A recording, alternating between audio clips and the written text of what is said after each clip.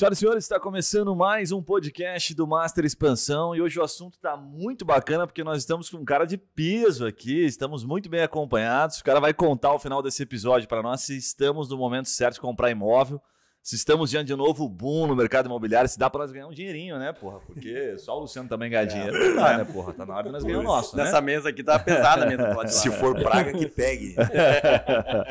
Bom, estamos aqui acompanhados do Luciano, cara da velha guarda, em 1990, lá no LinkedIn dele, formação na Federal, cara sinistro de formação, founder da Cron Engenharia e há mais de 27 anos no mercado. Luciano, obrigado por aceitar o nosso convite aí, por ser sabatinado por nós. Vamos fazer umas perguntas. Cara corajoso, né? Vir aí conversar com a gente. Não, coragem não falta aqui. Obrigado, Luciano, prazer. Obrigado a vocês pelo convite, é uma honra.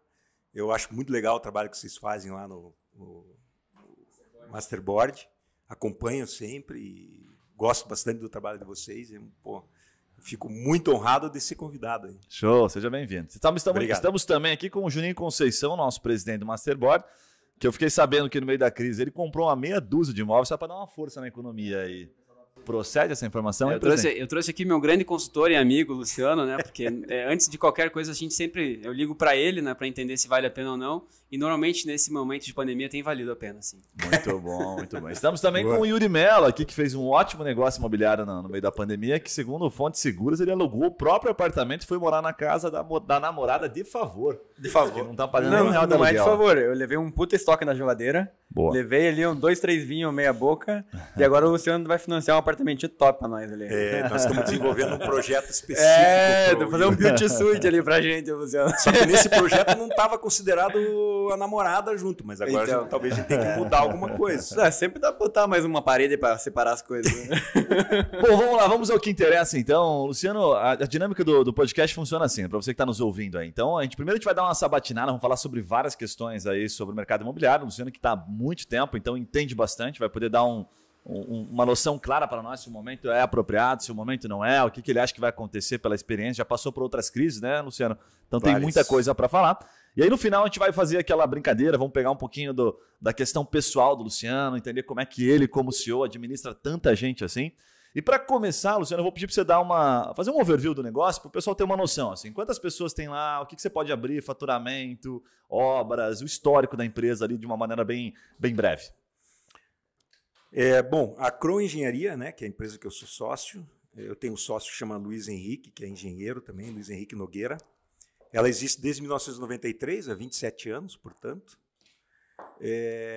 Nós temos hoje em torno de 470 funcionários na Cron Engenharia, né, nós optamos a partir de 2011, mais ou menos, quando a gente viu que ia ter um boom imobiliário, a gente começou a trazer o pessoal para dentro da empresa, né? A gente trabalhava muito com terceirizados e hoje em dia desde 2011, a gente optou por ter os funcionários próprios. Né? E temos aí hoje em construção, nós entregamos 3 obras esse ano, que foi um baita de um desafio, né? Porque entregar obras sempre é uma coisa complicada, né? Porque a reta final das obras sempre exige muito trabalho e é muito detalhe. E entregamos 3 obras, no total, somando as 3 obras, 50 mil metros quadrados, um prédio de 37 mil, e um com 6 e o outro com 7 mil. Em plena pandemia, então foi um desafio, porque tivemos algumas baixas, né? Muito funcionário afastado, porque... Residencial ou comercial esses prédios? Esses 3 prédios residenciais. E 30 e quanto? 50 mil metros quadrados, um dos prédios... Mas quantas unidades daí, só para ter mais referência? São 300 unidades, mais ou menos. É coisa pra caramba, cara. É que às vezes em metros, para quem não é do ramo, fica um pouco obscuro, mas 300 unidades é coisa. E são 300 unidades de um padrão médio-alto, assim, diria padrão alto até. Então, assim, tem muito detalhe, né? Uma obra de mais alto padrão.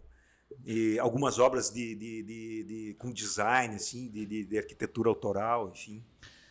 Muito bacana, Luciano. Para começar aqui, acho que tem uma pergunta, depois você já deu esse contexto, já deu para o pessoal que está nos acompanhando aí, já sabe que o cara não é fraco, né? Porra, 470 funcionários, você fica imaginando o 5º dia útil dele, como é que não deve ser, né? O cara nem aparece na empresa, a primeira semana ele vai embora da empresa, né, cara? Fica longe, porque na hora de aprovar os TED lá para pagar, deve ser eu ouvi falar que ele tem uma casa na praia aí, né, que não pega sinal, ele fica uma semaninha por mês lá. Bom, se ouvi falar. Luciano, acho que tem uma pergunta aqui que a gente começa pelo fim, né? A pergunta é o seguinte, cara, como é que ganha dinheiro na construção civil? Eu vou até dar um contexto rápido aqui, porque a gente vê muito construtor pequeno, construtor de médio porte, tem cara que vai se aventurar, você já deve ter visto de tudo, né? O cara vai lá, monta um condomínio de sobrado, outro faz um predinho, um ganha dinheiro, outro perde, enfim. Então, eu vou começar pelo fim, para você poder dar um contexto, e aí você vai colocando. Como é que ganha dinheiro, afinal de contas, na construção civil? Bom, o DNA, né, o coração do nosso negócio é prestação de serviço, no caso da Crow Engenharia. Nós somos construtores no nosso DNA, né? Basicamente, duas formas. Ou você é construtor, prestador de serviço, né? Daí tem prestador de serviço de todos os tamanhos, né?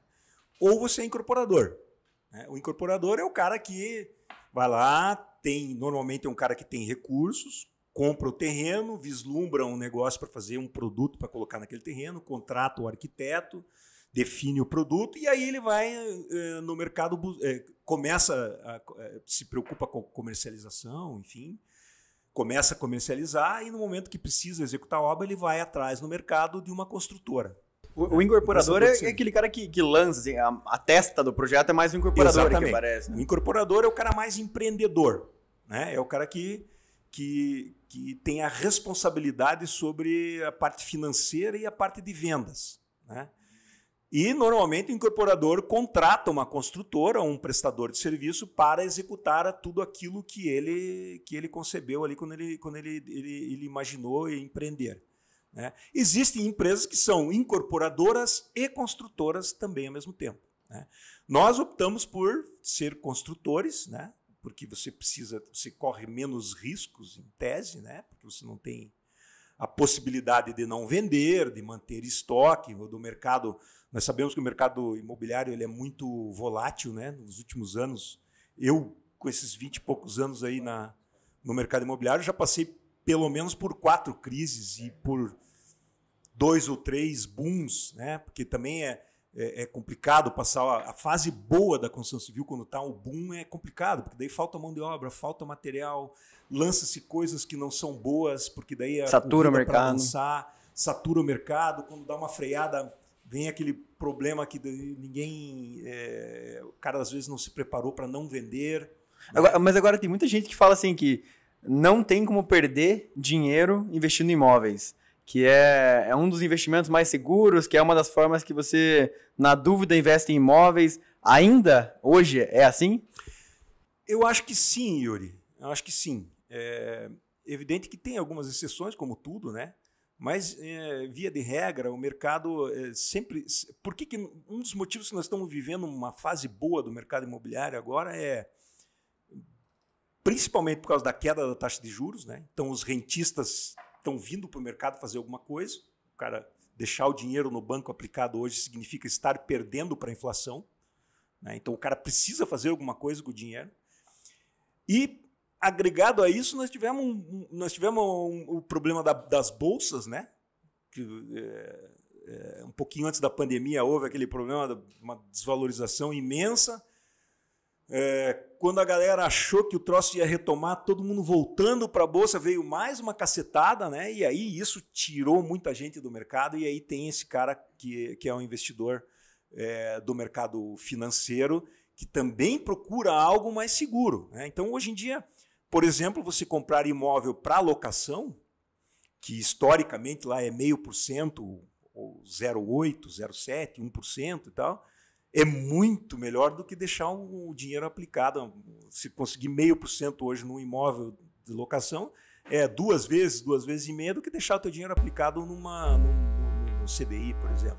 E o perfil do investidor, assim, você vê, é o cara mais qualificado, quando eu digo assim, que já investe em várias coisas, imóveis é mais um, ou você vê que tem muita gente que vive, que só trabalha com investimento imobiliário? Eu falo isso porque eu sou de União da Vitória, interior do Paraná, né? E lá parece que todo mundo investe em imóveis. Né? Eu falo assim, pais e amigos, meus pais, eu cresci vendo, acabei de comprar na planta mais um ali, investi, tô pagando parcelado. Sempre pagando alguma parcela de alguma coisa, né? Posso estar com a visão enviesada, mas em Curitiba eu vejo menos isso. Como é que você enxerga isso? Isso é uma característica mais do interior mesmo, né? O agronegócio traz uma renda e o cara tem uma certa barreira em aplicar no mercado financeiro, e o cara vai mais Porque quando a gente tem esses problemas, nem a gente está tendo agora, a taxa de juro cai, que não é um problema, é um excelente negócio para o país, né? Quanto mais baixa, mais desenvolvimento, até um certo limite, imagino. E quando o mercado financeiro, no caso das bolsas, que é o que puxa o mercado financeiro, tem esse tipo de problema, as pessoas têm uma tendência de partir para algo mais concreto. E nada mais concreto do que você investir em imóvel, né? Por mais que ele fique um tempo sem alugar, ou que você compre um terreno ou uma fazenda para valorizar e tal, aquele troço não vai virar pó, né? Não vai vir lá meia dúzia de cara que senta lá, o Warren Buffett, junto com não sei quem, e fala assim, vamos dar uma sacudida nessa árvore Eu confesso que eu fiquei com medo na era PT de quem tinha mais de um imóvel ser tomado, hein, cara? Ainda bem que ele... Mas cuidado que talvez venha a era Boulos agora, né? Que é mais perigosa ainda. Verdade, verdade. Mas mesmo esse risco, eu acho que as instituições do país estão bem consolidadas, né? A propriedade é um troço que, com exceção das fazendas, que tinha mais problema na época do PT, hoje em dia é um troço mais tranquilo, né? Mas assim, tem de tudo, Yuri. Mas assim, via de regra, mesmo os investidores qualificados sempre destinam uma parte dos seus investimentos para o mercado, para os imóveis. Que é uma coisa muito saudável, você tem um pouco sempre, por mais que o cara tenha muito dinheiro e que entenda de todo tipo de negócio, o cara sempre tem alguma coisa no mercado imobiliário, que é aquela divisão dos recursos em diversas cestas, né? Mas tem muita gente mesmo que investe só em imóvel, né? E as pessoas não estão satisfeitas porque, assim, é aquela história, né? Aquelas almoços de família que vinha o cara que brincava com o tio que só investia na poupança e tirava sarro porque ele estava no mercado imobiliário. Hoje em dia ele tem que aguentar o tio falando, né? Tá vendo? Eu te falei. Então, assim, volta e meia são ciclos, né? Que o mercado imobiliário acaba sendo sempre muito concreto e seguro. Sempre é um bom investimento. Bom, só para pegar uma carona na pergunta que o Guilherme fez, assim, como é que a gente ganha, como é que está para ganhar dinheiro, né, no mercado imobiliário? Você viu que ele escapou da pergunta. Eu escapei, né? Tô esperando aqui. É que eu falo demais, cara, tem que me dar umas... Mas cheque aqui pronto. Eu acho que sendo até um pouco mais específico que isso, assim, o que eu vejo, assim, que tem muita gente que perde dinheiro no mercado imobiliário porque, com certeza, não é do ramo, né, o cara, ele faz uma conta de padeiro e imagina, eu vou gastar R$2.500 no metro quadrado, e beleza, e aí eu vou vender por 5 mil, 6 mil metros quadrados. O cara faz a conta, vou ter lucro. Só que nesse meio do processo falta material, a gente tem visto agora na pandemia faltando material, então o cara já vai custar mais caro a mão de obra para ele, e aí ele não consegue alvará, depois a BITS, né, para vender o imóvel, financiar, e depois ele não consegue uma série de coisas que eu acredito que vocês já estão bem estruturados há muito tempo para fazer isso. Eu sei que você falou que você tem um sócio na empresa.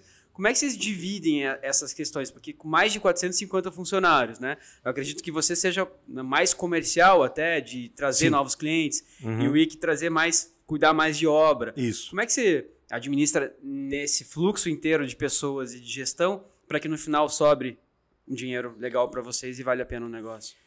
Bom, como eu acabei fugindo realmente da pergunta, e a pergunta acho que era mais como é que ganha dinheiro como investidores, né? Eu levei mais para o lado como quem atua. Sabe aquelas informações que você não pode colocar em vídeo, assim, só para os amigos? Assim, ninguém tá assistindo, só falar aí.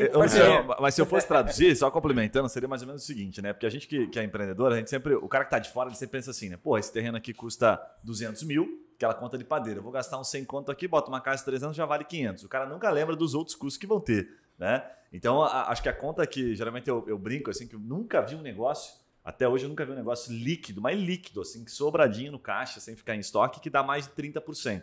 Eu quero ver ainda, amigos próximos, né? Não um negócio que eu vou lá e analiso um DRE, né? Então, e vender droga também não pode, não conta. Exatamente. Então, preconceito hoje em dia está muito alto. Eu acho que a resposta está mais nisso, assim, cara, você que vai entrar no mercado imobiliário, para de ficar sonhando que você vai botar 50 e vai tirar 100. Sim. O negócio no final, para sobrar 20, 30%, para sobrar 10, 15, redondinho, assim sensato. Então, acho que é mais ou menos essa linha assim, nesse contexto, tá? Entendi. Depois eu não esqueço de responder a outra. É assim, o mercado imobiliário ele é um troço extremamente profissional.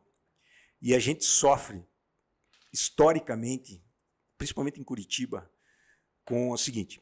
O cara é dentista, ganhou dinheiro, quer construir. O cara tem uma padaria, ganhou dinheiro, quer construir. O cara é médico. Todo mundo vai lotear uma marinha.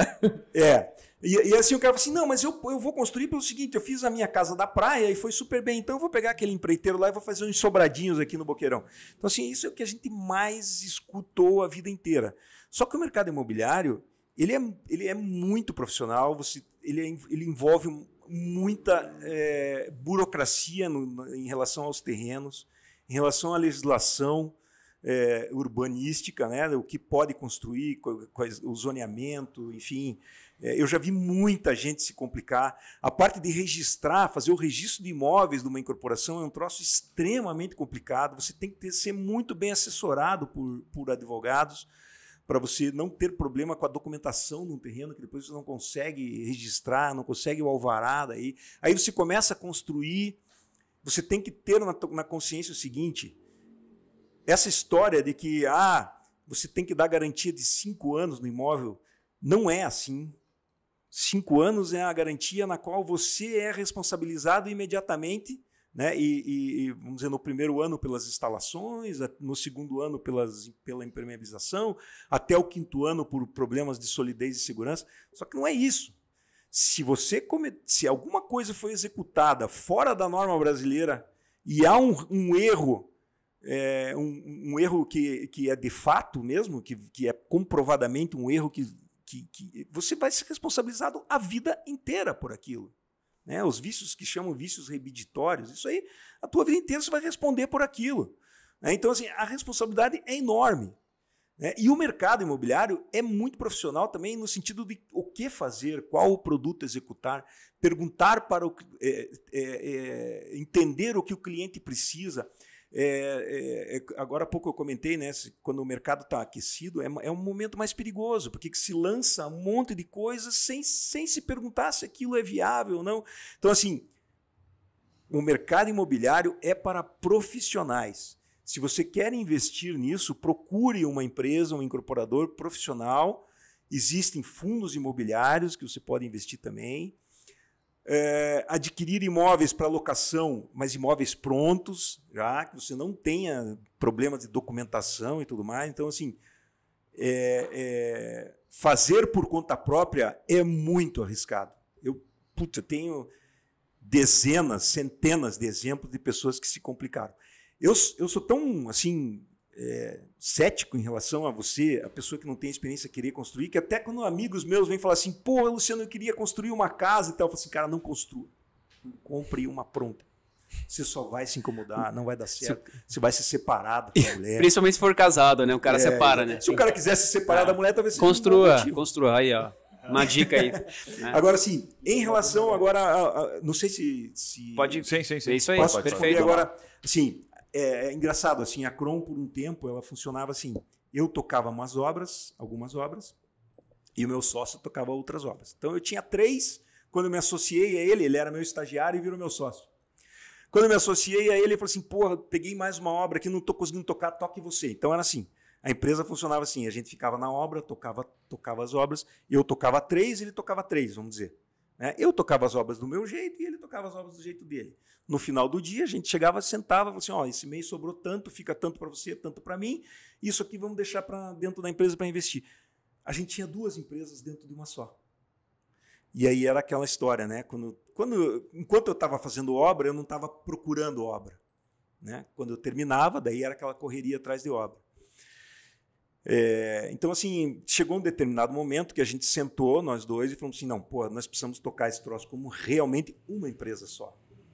E isso aconteceu há uns 15 anos atrás, mais ou menos, 12 anos atrás, e que daí a gente fez uma segregação, que eu, como era mais velho, mais experiente do negócio, eu ia tocar a parte administrativa financeira, comercial, e ele, como até uma pessoa com mais perfil de obra, eu já estava meio cansado de obra, tal, porque é um troço bem desgastante, ele ficou tocando a parte técnica, vamos dizer, nós dois cuidamos de tudo, porque eu acabo me envolvendo também na parte técnica, porque a parte de compras fica comigo, que acaba envolvendo a parte técnica, mas o meu sócio toca mais a parte comercial, a parte de obra, né, acompanhamento de obra, mas a gente acaba fazendo de tudo um pouco, porque muitas vezes para eu vender uma obra, como a gente vende confiança, tecnologia, né, para convencer alguém a fazer uma obra conosco, sempre é muito importante quem é de obra também estar junto. Mas hoje a gente tem isso muito separado na empresa. Eu cuido da parte administrativa, financeira, comercial e ele cuida de toda a parte técnica da empresa.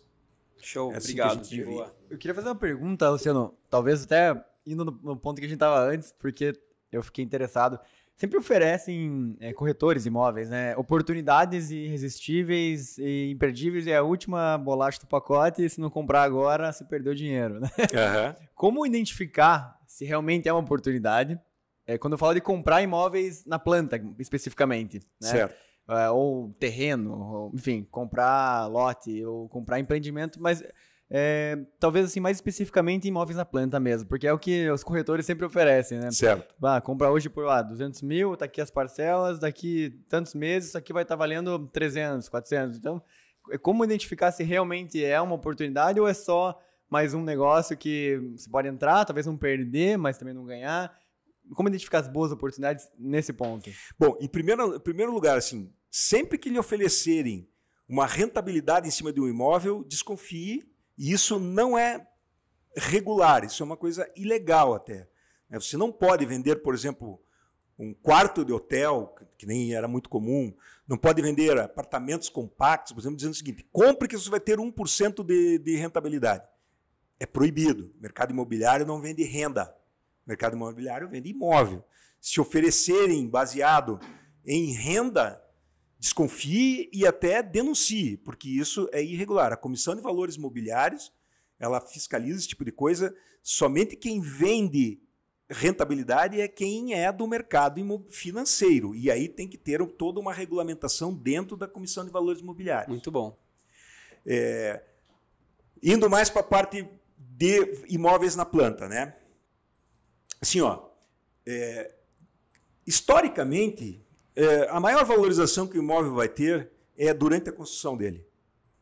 Então, normalmente, as empresas têm como estratégia, é uma estratégia comum no mercado, fazer promoções de lançamento. Né? Por que as empresas fazem isso? Porque você já começa se for uma empresa que vai pegar financiamento já bancário, bota aquele stand na frente, só faltam 5 unidades. Últimas 5 unidades.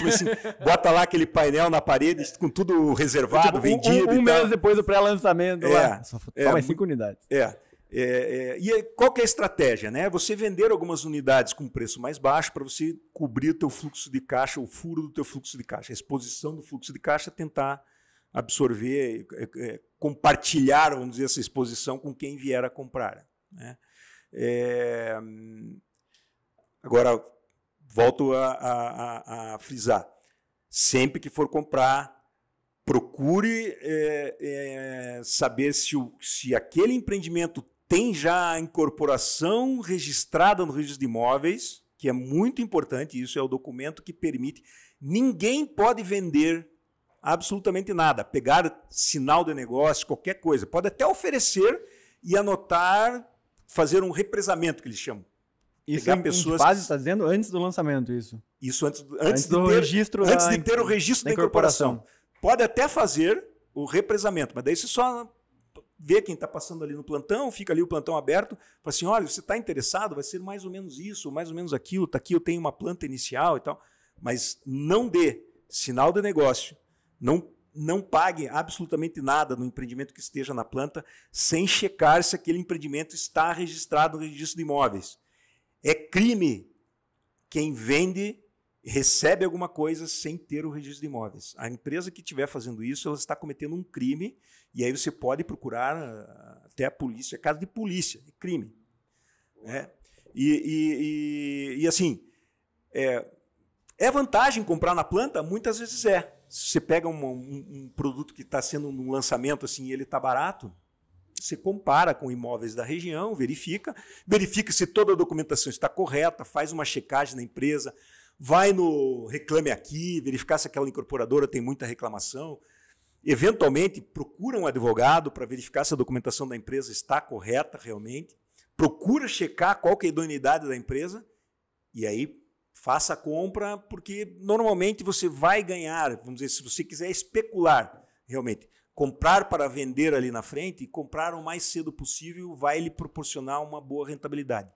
Se você está querendo comprar para alugar, daí é uma outra coisa, né? Você tem que olhar daí os aluguéis da região e fazer aquela continha. Vou investir 100, estou alugando por 1.000 e estou fazendo 1%, então tá ok. Mas eu vejo, Luciano, que não é uma coisa tão simples, né? Obviamente, porque assim, eu vejo grandes investidores aqui, pelo menos em Curitiba, cara com muito dinheiro, colocando muito dinheiro em empresas grandes também de construção, né? O caso de uma grande aqui, né, de Curitiba, que é a TA, aí a gente vê que teve um grande investidor, estava passando por dificuldade, e a gente vê que ainda assim tem grandes chances de perder dinheiro em alguns negócios, né?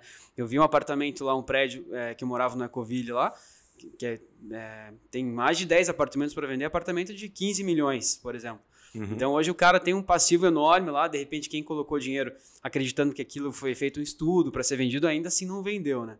Então, sim, por mais que o cara ainda não é qualquer um, é um grande investidor, tem por trás advogados, tudo, uma grande empresa construiu, ainda assim tem riscos, né, a operação. Sim, você comprar imóvel para revender, o imóvel pronto, ou em construção, mas eu estou falando do imóvel, não do terreno, é algo que pode acontecer sim de você não ter a lucratividade que você imaginava, né? Evidentemente que quando você compra num momento em que está... Porque assim, o negócio imobiliário ele tem um tempo para ficar pronto, né? E esse tempo às vezes são 2 ou 3 anos, e muita coisa pode acontecer no país em 2 ou 3 anos, né?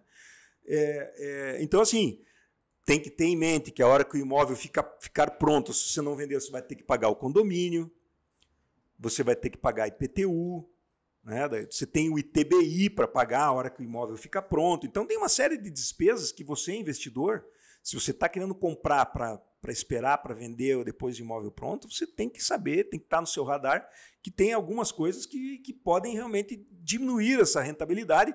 E quando você tinha o custo do dinheiro de 12%, 14% ao ano, aquele dinheiro empatado ali num imóvel que não teve liquidez por diversos motivos, seja porque o imóvel não era tão bom, ou seja por motivos de conjuntura do país, você tem que ter a consciência de que tem riscos. Agora, a grande vantagem que tem é o seguinte: se você investe em imóvel, porque é aquele dinheiro... Isso é também uma coisa que é bem importante frisar. Invista em imóvel aquele dinheiro que você não vai precisar... Não tem liquidez tão rápida, né? Exatamente. Então, assim... Aí certamente você vai ganhar. Porque se você passar por um ciclo que, não foi tão bom, você comprou numa fase boa, em 3 anos a coisa deu uma complicada por qualquer motivo que seja, né? Se você tiver fôlego para esperar mais um pouco, você vai acabar vendendo. É aquela história, não vai virar pó. O seu apartamento não vai virar pó, ninguém vai invadir, ninguém vai destruir ele, uma hora você vai vender. Nesse período que não está tão bom, você pode alugar. Eventualmente você pode decorar para tentar vender, que também é uma coisa boa, que dá um bom resultado. Eu tenho experiência própria. Ou decorar para alugar, você aluga muito melhor. Enfim, você tem possibilidades no meio do caminho. Você pode pegar aquele imóvel e fazer um outro negócio, tipo, principalmente imóveis de menor valor, né? Daí você, eventualmente você pode pegar lá, eu comprei um apartamento compacto lá de R$200 mil, daqui a pouco eu enfio ele num caminhão para minha empresa. Né? Ou um equipamento. Vai fazer um negócio, né? Vai fazer um negócio. Então, você pode... acho que nessa linha que você está trazendo, acho que tem uma pergunta legal aqui que cabe bastante, que é o seguinte: a gente está para viver o próximo boom aí do mercado imobiliário, como tem se falado, né, pela tua experiência, porque ninguém esperava muito, né? Acho que você pode até trazer isso para pelo menos nós aqui, réis mortais, não esperávamos que o mercado imobiliário, no meio de uma pandemia, né, ascendesse. Não sei se você esperava, se você já tinha essa visão. Não sei se era óbvio isso, mas eu não tinha nem ideia, né? Quando eu falei com um amigo meu em abril, ele falou que foi o melhor mês de vendas. Ele tem uma construtora. E ele falou que foi o melhor mês de venda. Abril, tipo, um mês depois da pandemia. Sim. Nos últimos 2, 3 anos, para ele, eu falei, cara, você tá de sacanagem, o que você tá vendo? Realmente foi surpreendente. Eu não esperava também. Como é que tá isso? Dá para esperar um próximo boom? Esse boom é sustentável, é seguro, né? Pelo que você tá vendo? Putz, essa última pergunta é difícil, né? Pergunta do milhão. O que é seguro no país, né? Enfim. Alta rentabilidade e segurança total, tá? Isso que a gente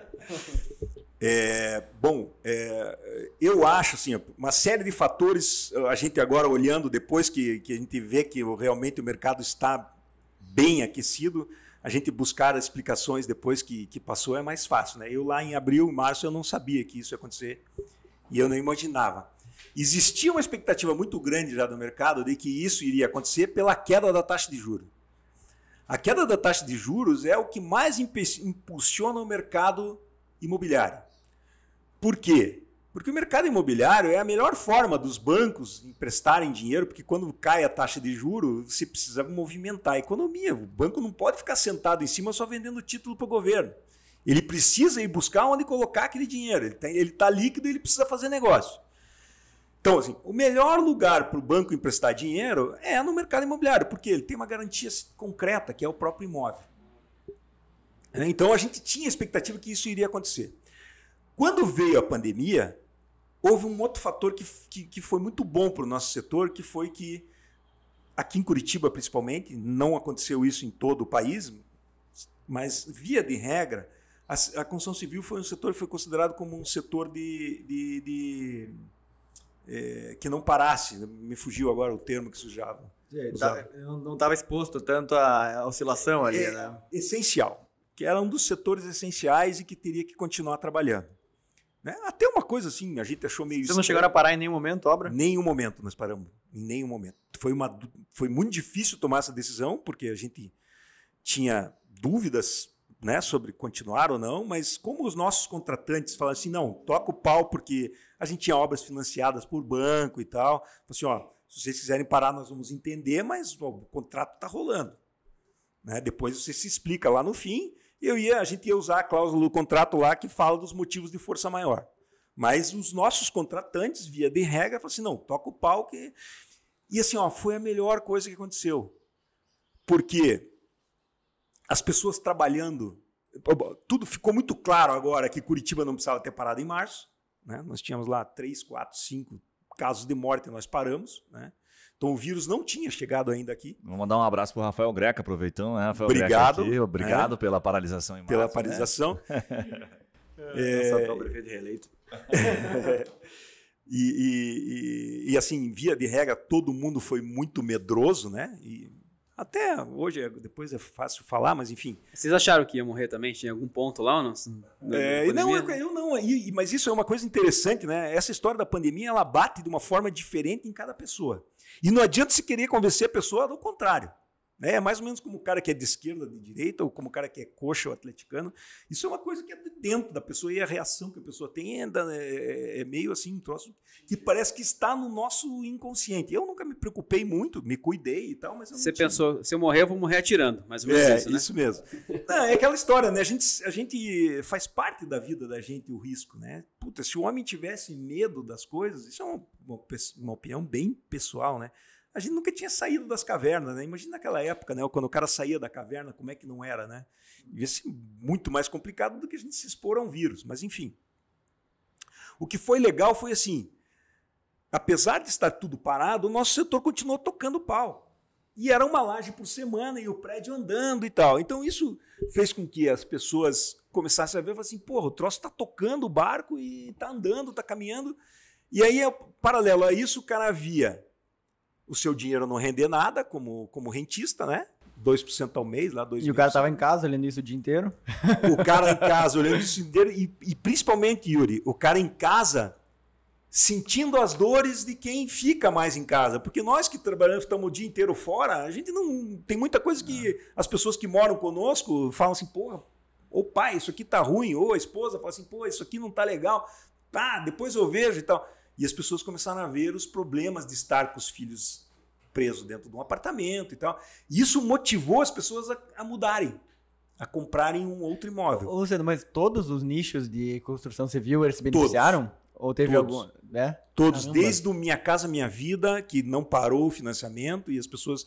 E a galera continuou com o projeto, e quem não perdeu o emprego tocou o barco e foi e comprou. Né? Até o... Pô, casa em condomínio fechado. Casa em condomínio, coisa praia, né? Tudo isso. Praia, lá no Atani, um monte de gente foi morar lá e não tem mais casa para vender. Juninho comprou 3 agora na pandemia. Ele Pois falou eu vi. Ele é pro futuro, né? Não, eu fiz um Airbnb com a casa do Luciano. Mas ele falou que vai fazer um flipping aí de casa, não sei o quê. E você sabe uma outra coisa também que eu acho que influenciou um pouco as pessoas? Foi assim, algumas pessoas, as pessoas que bateram esse lado assim, pô, eu vou morrer, pode ser que eu morra. O cara falou assim, pô, eu sempre quis ter uma casa na praia, ou eu sempre quis morar num condomínio fechado. Né? Pô, tô guardando essa grana, agora eu olho pra grana, não tá rendendo nada. Eu não sei se eu vou sobreviver a esse troço. Quer saber?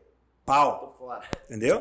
O cara foi lá, comprou uma Porsche, o outro foi lá e comprou lancha, e outros foram lá realizar o seu sonho do mercado imobiliário, entendeu? Então, eu acho que esses fatores fizeram com que o fato de não ter parado, o juro baixo, e o fato das pessoas se voltarem para a moradia, porque o cara tava dentro de casa, o cara começou a ver, pô, eu não posso mais viver aqui, e foi buscar uma nova moradia. Então, esses fatores fizeram com que, em todos os níveis, o setor imobiliário tivesse um aquecimento. Acho que só talvez a área de construção industrial, né, talvez tenha perdido, né? Sim, sem dúvida.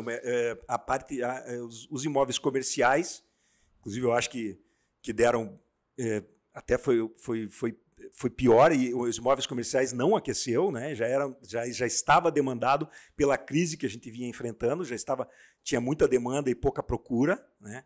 E aí vem essa história do home office, né? Que é irreversível em algumas empresas, né? Diminuiu realmente, né? A necessidade de grandes escritórios, enfim.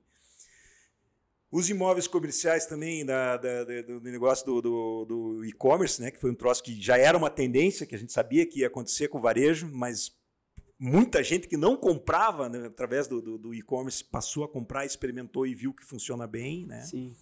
Mas, fundamentalmente, o mercado residencial teve realmente um impulsionamento. Tem uma perguntinha rápida aqui que eu acho que é interessante, que diz que quando a gente passa por uma dificuldade e não aprende nada com aquilo, aquela dificuldade não valeu a pena, né? Então, é verdade. Uma pergunta que eu queria perguntar, assim, o que vocês mais aprenderam em termos administrativos e empreendedores com a pandemia na tua empresa? Qual foi a lição que vocês aprenderam com essa pandemia? Pô, os caras não aprenderam nada, os caras só triplicaram a faturamento, ganharam dinheiro. Aprendemos que a pandemia é um puta negócio, viu? Ó, vocês estão Aprender novos lugares e botar o dinheiro. Vocês estão dando tempo para ele pensar mais aqui para responder. Vamos lá. Pô, aprendi que Porsche é um carro super legal e que dá para ter uns 2, 3 na garagem e tal. Não, essa pergunta é boa, realmente. É boa. Cara, eu acho que deu muita segurança para nós, entende? Porque, putz, a gente enfrentou coisas que nunca tinha acontecido, né? E você ter que tomar decisões assim, sem ter base no passado, né? A última pandemia que nós vivemos foi há 100 anos atrás, tinha pouca referência e tal, né? E aí, assim, a gente tem que parar, né, nesses momentos, pensar. Foi muito bom eu ter sócio, né, nesse momento, porque você não tem que tomar uma decisão sozinho. Né? Ele reagiu um pouco diferente do que eu, então isso também é legal para você entender que não é só a tua visão, que você tem que entender a visão do outro, né? Mas assim, eu acho que a gente saiu como empresários muito mais seguros lá para frente, né? O que a gente aproveitou em relação ao que o governo ofereceu, de postergar pagamento de impostos, de como lidar com os funcionários, quem poderia ser afastado ou não, enfim. Eu acho que a gente cresce pessoalmente quando a gente passa por um troço desse, porque se fica muito mais seguro e graças a Deus, olhando para trás, a gente tomou decisões certas. Sim. Né? E isso faz com que a gente tenha mais segurança e mais vontade de empreender mais, entendeu? Cara, bacana. Eu acho que assim, até disso que você falou agora... Você também passou por isso? Sim. Né? Sim. O teu mercado foi um mercado que foi super bem, você cresceu muito. A gente trocamos figurinhas aí, né? Você até produzir máscara lá nessa pandemia. Produziu porque não tinha para comprar no mercado, mas eu lembro de uma vez que você falou assim, numa conversa nossa, falou, cara... Se me perguntasse qual que é o segredo do sucesso, eu não tenho uma fórmula. Porra, eu não sei nem como é que eu cheguei até aqui, cara. Você falou verdade. Brincando. Esses dias atrás eu tava lá, né, fazendo faculdade e agora eu tô aqui. Daí eu falei, porra, cara, como é que você não sabe, bicho? Olha o resultado que você teve. Cara, então eu acho que baseado no que você tá falando, eu acho que eu sou muito bom em tomar as decisões certas. Foi isso que você falou. Então, talvez há muito tempo que eu venho tomando algumas decisões e essas decisões me fizeram chegar onde eu tô. E na pandemia verdade. você teve que tomar muita decisão, né? E não sem muito tempo para pensar, né? Talvez por aí. Eu acho que talvez, eu comento isso às vezes com o meu sócio, que, assim, eu não sou muito bom de enxergar os problemas. Ele talvez seja melhor em ver, assim, pô, nós temos um problema aqui. Né? Mas, e aí um complementa o outro no sentido de que a gente junto soluciona bem as coisas, né? Pô, a vida da gente é escolhas e consequências, né? Basicamente é isso. É mais resolver levar porrada do que felicidade, né? Bem estoicismo isso. Luciano, vamos aproveitar que a gente fez essa pergunta aqui agora. Vamos entrar naquele bloco, a gente dá uma sabatinada no nosso convidado aqui. Até agora ele não foi sabatinado, tá bem tranquilo. Bem na questão pessoal, né? Bem na questão pessoal, né? Porque a gente tá aqui com o Luciano, porra, a gente conhece o Luciano, sabe que o Luciano é um cara de personalidade, um cara que fala o que pensa, não fica em cima do muro, como fica o Yuri aqui.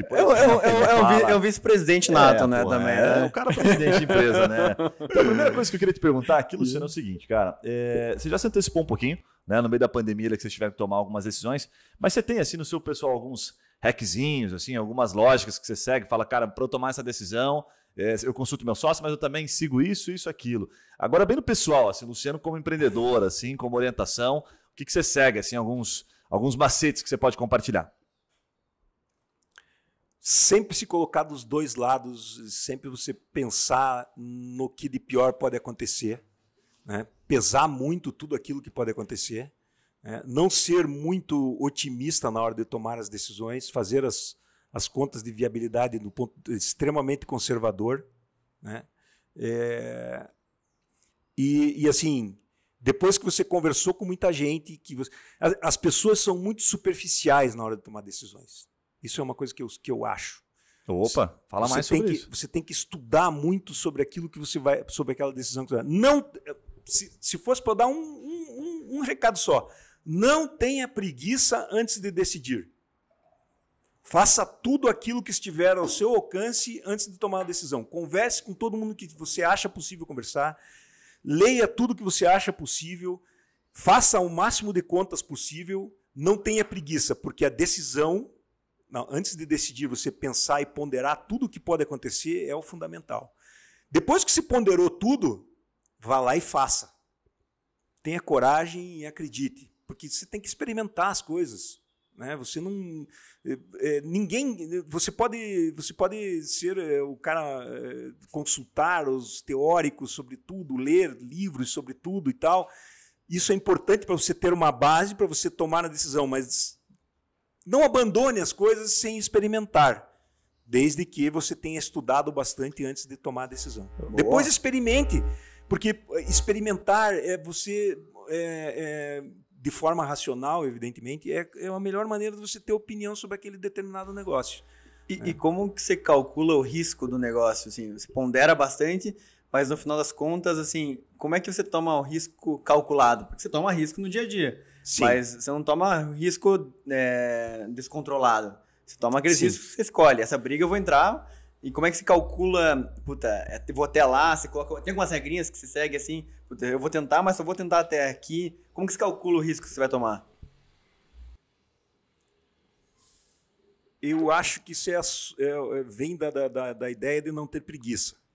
Fazer conta de tudo que é jeito, né? E consultar o máximo possível de pessoas, né? Então, vamos fazer um empreendimento ou não vamos? Então, vá no limite da área comercial, vá no limite das pesquisas que você pode fazer. Nós estamos fazendo um troço que é muito bacana, que é um troço que é inovador aqui no Brasil, eu diria, que é a parte de usar o design management como dentro do mercado imobiliário. Né, que você realmente fazer... Porque assim, as pesquisas no Brasil que se faz, que as incorporadoras fazem, ela é muito quantitativa. Então, você tem um determinado terreno que você adquiriu ou que você está querendo adquirir e você contrata uma pesquisa e essas pesquisas vão te dizer, olha, a vocação, vai mais ou menos a vocação do terreno, você já sabe quando compra o terreno e ele vai dizer assim, olha, passa aí em torno... X pessoas por dia, elas são da classe tal, o ticket médio que elas podem pagar é tal, é isso e aquilo. Mas ninguém vai perguntar para as pessoas o que elas querem dentro da moradia. Luciano, até é bom você dar uma explicadinha para o nosso público ali. O que é o design management? a tradução do design management? Pô, eu não gosto muito desses estrangeirismos, mas tem muita coisa que você não... Temos não que encaixam bem, né? Não, Fica bonito falar, né? que não tem tradução mesmo pro português. Eu achei bem importante quando ele falou esse termo, inclusive. Achei diferente. Se fosse português, assim, não é mais um termo. É que assim, ó, quando você vai se lançar um produto, por exemplo, sei lá, produto de higiene pessoal, por exemplo, os caras fazem uma puta pesquisa pro troço, aí verificam se as pessoas vão usar aquilo realmente, qual que é, né? E a gente não faz isso no setor da construção civil, né? Isso você dificilmente se pergunta para as pessoas. Os prédios são desenvolvidos, os empreendimentos são os produtos que a gente chama de produtos, os empreendimentos são desenvolvidos como se fosse um celular, né? Então você pega o seu celular, ele tem lá milhares de funcionalidades. Eu devo usar 0,5% das funcionalidades que tem o meu celular. Mas tudo bem, ele é um produto que é simples ter várias funcionalidades, cada um usa aquilo que quer, né? Um prédio, um empreendimento, ele também tem várias funcionalidades dentro dele que deveriam ser todas. Como é um troço que você não tem tanto espaço assim, é caro para criar as funcionalidades, elas deveriam ser funcionalidades todas que cobrissem a necessidade da maior parte das pessoas que vão morar ali, né? Então, os prédios não deveriam ter funcionalidades como: meu prédio tem garage band, tem sauna masculina e sauna feminina, tem piscina aquecida e piscina raia olímpica, tem não sei o quê. Será que as pessoas usam? Eu vi hoje que agora tem prédio com espaço para lavar o cachorro lá, né, bicho? Não sei nem como é que é o nome, porque eu não tenho cachorro. O cara vai lá para lavar o cachorro no prédio. Pet shower, porque eles sempre colocam um nome em inglês. Puta que pariu. Fundamental para a vida das pessoas hoje, eu diria. Ô, Luciano, uma das coisas que apareceu na pesquisa que nós fizemos. Então, assim, o design management basicamente é uma série de técnicas que são desenvolvidas para você tentar buscar nas pessoas quais são as necessidades que elas têm dentro do empreendimento. É a mesma linha de raciocínio do design thinking, né? Que para negócios design é muito thinking famoso. É a primeira ferramenta, são 4 ferramentas do design management. Design thinking é a primeira delas. Show. Tá aí dentro. Você junta pessoas envolvidas, isso nós fizemos para desenvolver um projeto de apartamentos de 25 metros quadrados, que a gente fez muitos aqui em Curitiba. Caramba. São apartamentos compactos de quarto e sala. Fizemos mais de 1.000 unidades já, que a gente executou para um incorporador, nosso parceiro, e que também somos sócios de algumas incorporações, que morar em 25 metros quadrados é um desafio. É um exercício de desapego, você não pode ter um monte de coisa, né?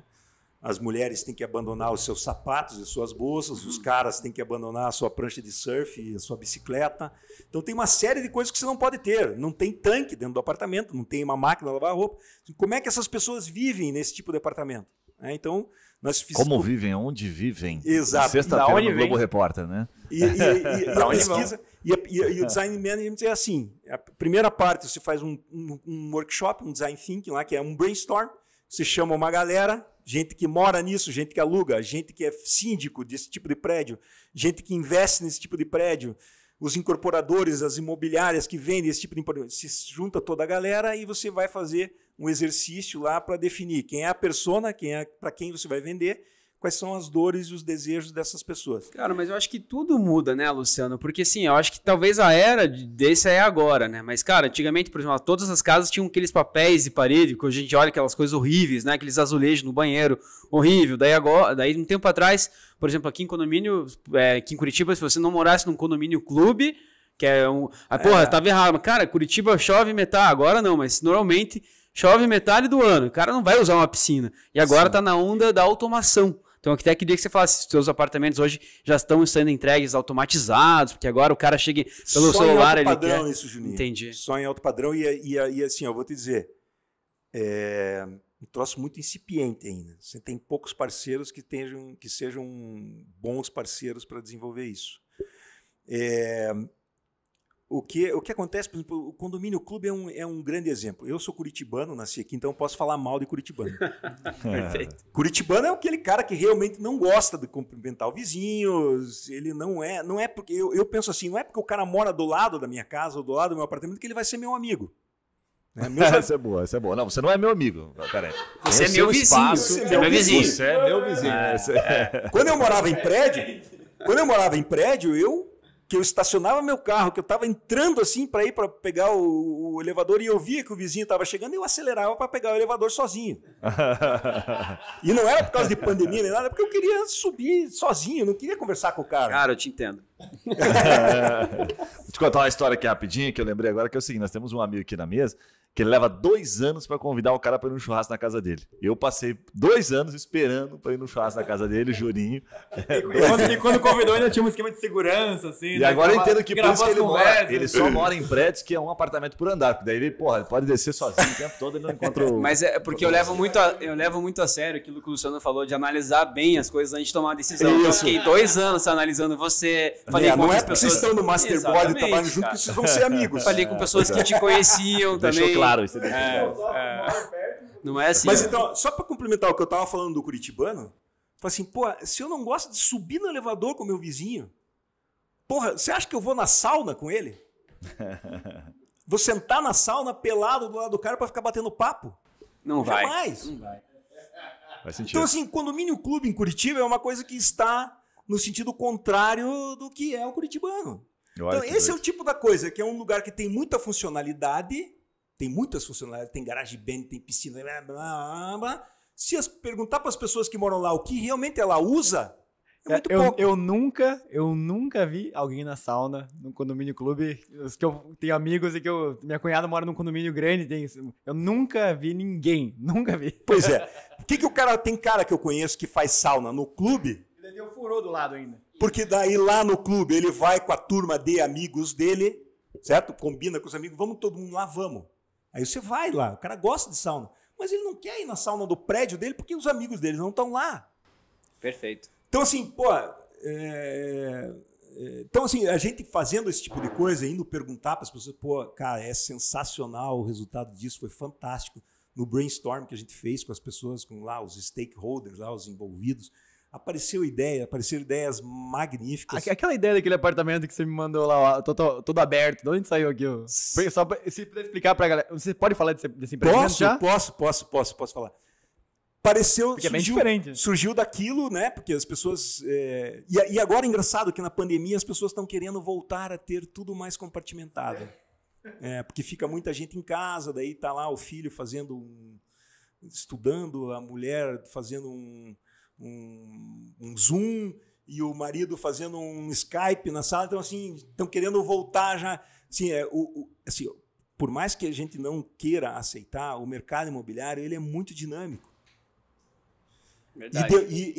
Só que os incorporadores demoram muito para entender isso. Entende? Então, assim, pô, desde que eu comecei a construir, há 27 anos atrás, a gente passou por uma vaga de garagem por apartamento. Não importasse se tinha 3 ou 4 quartos ou 2, era uma vaga por apartamento. O mercado aceitava bem isso. Logo em seguida, até quando eu casei e morava aqui perto, eu tinha um apartamento de 1 quarto, de 3 quartos, e tinha só uma vaga de garagem. Foi o último, isso foi em 97. Foi um dos últimos empreendimentos que aceitou isso. Aí passou a ter 2 vagas de garagem. Aí, logo em seguida, as 2 vagas não poderiam ser uma prendendo a outra. Tinha que ser 2 bocas de vaga de garagem, porque o cara não quer manobrar o carro um do outro. E aí passou a ter 3 vagas de garagem. Hoje em dia, por exemplo, esses empreendimentos que a gente faz de 25 metros quadrados compacto, você faz uma vaga para cada 4 apartamentos e é o que precisa. Porque a galera entre 18 e 36 anos não quer ter carro. Mas o cara quer morar num lugar em que ele tenha um certo status, que ele vá na balada a pé ou que ele possa usar Uber. Então, assim, as coisas mudam muito e é dinâmico. E as pessoas não vão perguntar para quem mora o que ela quer. Eu tinha uma pergunta bem nessa linha, pelo seguinte, né? Ofereceram, coincidentemente, até ontem, o cara estava me ligando, ontem não, semana passada o cara estava me ligando, ofereceram um imóvel que vai lançar daqui 3 anos. Né? E aí eles, inclusive... Vai lançar ou vai entregar? Pronto, vai entregar daqui 3 anos. E aí ele falou o seguinte, olha, a diferença é que esse imóvel aqui nós garantimos 80% do aluguel, tá? Dos 30 dias lá, 24 dias vai estar sempre garantido, uma modalidade um pouco diferente. E ele te garantiu o valor do aluguel? Não chegou a falar nisso. Não chegou a falar em valores, mas é aquela venda... O corretor sabe como é que é corretor. Essa venda até é permitida porque ele está vendendo o seu imóvel alugado. Perfeito. Ele não está vendendo rentabilidade. Mas sabe o que eu achei que aí? Mas tem aquele outro que é 24 meses garantido ainda, que estão oferecendo. Né? Tem várias modalidades novas. Mas acho que a pergunta vem nessa linha, Luciano. Se o negócio vai ser lançado daqui 3 anos, se nós estamos saindo aí, prestes a sair de uma pandemia, se Deus quiser, daqui uns 6 meses, 1 ano. Porra, dá para ter uma segurança de todo aquele conceito que o cara trouxe, se o mercado é tão dinâmico assim? Quanto tempo essa dinâmica do mercado, pela tua experiência? A cada 2, 3 anos, ou não dá para ter uma noção clara? Porque o cara tá criando algo agora, tá concebendo, ele muda no meio da obra. Como é que é isso? Como é que fica isso? Cara, nesse caso aí, o que está acontecendo é o seguinte. Esse aluguel que o cara está te prometendo está embutido no preço do apartamento. Ele está te dando com uma mão, te oferecendo com uma mão, só que ele já te tirou com a outra, entendeu? Você vai pagar provavelmente mais caro nesse imóvel. Toma, trouxa. Né? Então, assim, porque não tem almoço grátis, né? Ninguém tem como prever um troço desse. Então, o cara botou vai de 9 mil a 12 mil metros quadrados. Eu falei, ainda bem que tá barato. Eu te mando essa, de 9 a 12 mil metros quadrados. É caro isso aí. E que tamanho que é o apartamento? Desculpa, eu 30 e poucos, é estúdio. É estúdio. Por exemplo, os incorporadores para qual eu trabalho vendem esse tipo de apartamento por R$7.100, R$7.300. Aí, e agora, Gui? E agora? Vai comprar? Eu já vi que é uma merda o negócio. Mas e essa ideia de garantir um Você já comprou, cara? Pô, não comprei. Se ele comprar, não vai falar também. Sabe uma coisa que eu acho bem engraçado? Só um comentário assim. Muita gente vem falar assim, puta, Luciano, o que você acha de tal negócio para eu comprar, não sei o quê, blá, blá, blá. Aí eu pergunto pro cara, você quer comprar? A sua mulher quer comprar? Quando eu falo assim, a gente quer comprar. O cara fala assim, cara, eu não vou dar minha opinião, porque você já decidiu que vai comprar. E aí você vai ficar com raiva de mim, se eu disser o que eu acho. Muito bom. E essa dinâmica de garantir aluguel, né? A GT aqui em Curitiba está 24 meses de aluguel garantido, 0,5% do valor da compra do empreendimento. É diferente já, tá dentro dessa linha ok? Cara, assim, vá verificar o preço por metro quadrado. Isso é a mesma lógica, né? É a mesma lógica, cara. É que sim, pô, tem gente que oferece a geladeira, um carro na garagem, ou não sei o quê, não sei o que lá. Putz, cara, veja o preço que você está pagando, porque realmente quem é que vai garantir um troço desse? Né? Pô, daqui 3 anos, como é que nós vamos saber quem que ganhou a eleição em 2022? Como é que está o país? Como é que não está? Enfim, como é que vai estar a taxa de juros lá naquela época, né? Eu não sei se esse 2% vai se sustentar muito tempo, né? Nós estamos tendo aí, por exemplo, no nosso setor, o grande problema hoje é que está subindo tudo, está faltando aço, está faltando alumínio, está faltando cimento. Como é que isso vai se sustentar? Enfim, uma série de perguntas, né, que tem que ser respondidas. Eu não sei qual que é a lógica da conta do IGPM, né? Que eu tenho um contrato de locação que é reajustado pelo IGPM. E ele reajustou 13% em 12 meses. Porque 13% em o cálculo do IGPM, ele tem lá índice geral de preços médios. Enfim. Pois é, então, daí na pandemia subiu tudo, daí o aluguel, que não necessariamente está diretamente ligado ao resto, subiu 13%. Pois é, mas aí assim, você tem que ir lá e negociar, né? Porque não, também, com certeza. A taxa de juro caiu em tese. Então, essa é a lógica. Puta, o resto tá indo na contramão. Proporcional, né? Desproporcional. Gente, porra, dá pra ficar uns 2, 3 dias aqui, hein, cara? Posso fazer uma pergunta? Eu falo demais, cara. Última pergunta. Não, mas o cara é uma aula, né? Foi uma aula aqui, literalmente. Animal, última pergunta pra gente dar. Tô saindo aqui, incorporador, construtor e já era. Eu ouvi falar de um amigo que é incorporador e talvez seja bem do negócio específico que ele tava fazendo naquele momento, mas os números eu queria saber se você vê como regra, assim. Ele falou assim, valor do terreno, ou compra ou permuta, mais custo de construção, ele tem que fazer o dobro disso de VGV, de venda. Ou seja, lá, vou colocar 10 milhões de venda, ele tem que gastar no máximo 5. Depois tem custos variáveis, obviamente, impostos e tudo mais. Mas essa conta de 100%, que na minha visão era um número super alto, ele é regra, é normal ou nada a ver? Não é normal e nessa conta aí, provavelmente essa conta era quando você tinha que embutir o custo do dinheiro. Né? Na construção civil, o custo do dinheiro no mercado imobiliário, o custo do dinheiro é fundamental. Por quê? Se eu comprar um terreno hoje e eu tiver que colocar o dinheiro, é o dinheiro mais caro que tem do negócio, porque esse dinheiro eu vou demorar 1 ano para aprovar um projeto, 10 meses, 8 meses para aprovar um projeto, né? E aí eu vou começar a construir, que daí eu vou levar mais 2 ou 3 anos para construir, né? Vou estar vendendo nesse período ou não, enfim. Mas para esse dinheiro do terreno retornar, vai demorar 4, 5 anos. Então, se você tiver lá uma taxa de juros a 12%, 14% ao ano, imagina quanto vai custar esse terreno lá na frente. Então, assim, o custo do dinheiro ele é uma parte muito grande do empreendimento imobiliário. Né? Então, isso é uma coisa a considerar aí bem importante. Né? Aí, você tem o custo de comissão, que não é barato. As imobiliárias cobram lá de 4% a 6% para fazer a venda, que você tira de cima para baixo, né? Você vai tirar esse 4%, 6% lá do VGV, não do custo de baixo para cima, então passa a ser algo impactante também. Você tem os impostos sobre a venda, né? Que podem variar de 4% a 7%. Então tem uma série de coisas que você vai tirando lá de cima para baixo e que aparentemente parece que esse dobrar é muita coisa, mas assim, uma incorporação que você não use... Não quer dizer que o lucro dele é 50% ali. Não, de jeito nenhum. Uma incorporação excelente, assim, ela vai dar um retorno, margem, vamos dizer. Eu vou falar em margem, porque daí tem o tempo, né? O dinheiro no tempo, que é um troço bem complicado. Mas uma margem, se você dividir receita sobre despesa se você chegar em 30%, já é um excelente negócio. Só que note que você vai ter esse dinheiro em 4 ou 5 anos, né? É um período longo, é desde que você compra o terreno até você receber as suas últimas parcelas. Né? Porque essa questão do dinheiro no tempo tem que ser considerado, né? Porque qualquer empreendimento de mínimo 3, 4 anos, o dinheiro que você tira do bolso hoje, daqui a 4 anos, ele valeria muito mais. A tua exposição de caixa que vai mandar na lucratividade que você vai ter, né? Agora, por isso que você entende por que a taxa de juro baixa ela é fundamental para o mercado imobiliário.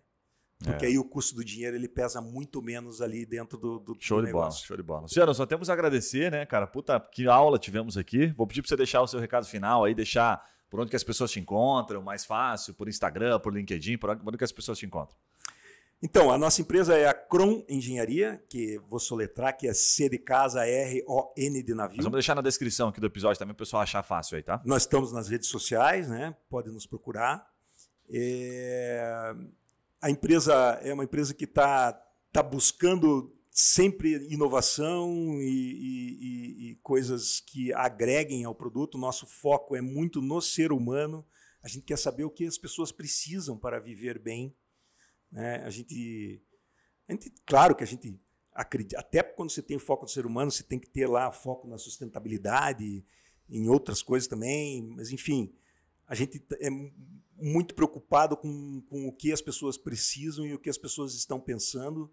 A gente acredita bastante que,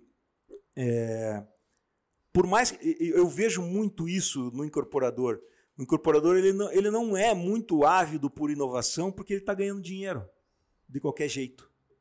Então, é muito difícil você vender conceito e inovação na construção civil. Mas os imóveis que a Kron constrói e que a Kron participa também como incorporador são imóveis que têm embarcado essa preocupação. Então, sempre olhe e compare. A gente entregou agora 3 empreendimentos, que é o Visionist, que nós fizemos para a Elbor, o Bleco, que nós fizemos para a Neolar, e o Desenho, que nós fizemos para a Ideia Incorporadora, que são exemplos de empreendimentos que tem muita coisa bacana embarcada. Conheça esses empreendimentos antes pelo menos conheça, para você ver se você consegue enxergar se ali tem algum conceito, que é o que a gente está tentando colocar no mercado. Então, assim... Top demais, top demais. Luciano, muito bom, obrigado aí pela tua participação. Para você que não conhece o Masterboard ainda, não conhece o Masterboard, não conhece o Master Expansão. E o Masterboard também. O Master Expansão, é um evento que você vai ter 3 dias de imersão, mais 5 meses de mentoria. É o melhor MBA, né? Um MBA que tá bombando esse negócio. Que garante o cara dobrar faturamento, dobrar lucro. É um troço maluco. Garante? Tem garantia. Tem o presidente aqui. O presidente é que garante. Presidente que garante. Isso aí, ele que assina lá. Então, a garantia sou eu. Pessoal, você não segue ainda o nosso Master Expansão, por gentileza, clica lá em seguir. Assim que esse podcast for ao ar, já vai ter uma thumbzinha lá no Instagram. Então vai lá, comenta, deixa o seu comentário pro Luciano, diga se você gostou, diga se teve alguma coisa que ele falou ali que foi interessante para você. E a gente se vê no próximo podcast. Um abraço, valeu, tchau! Valeu! Obrigado.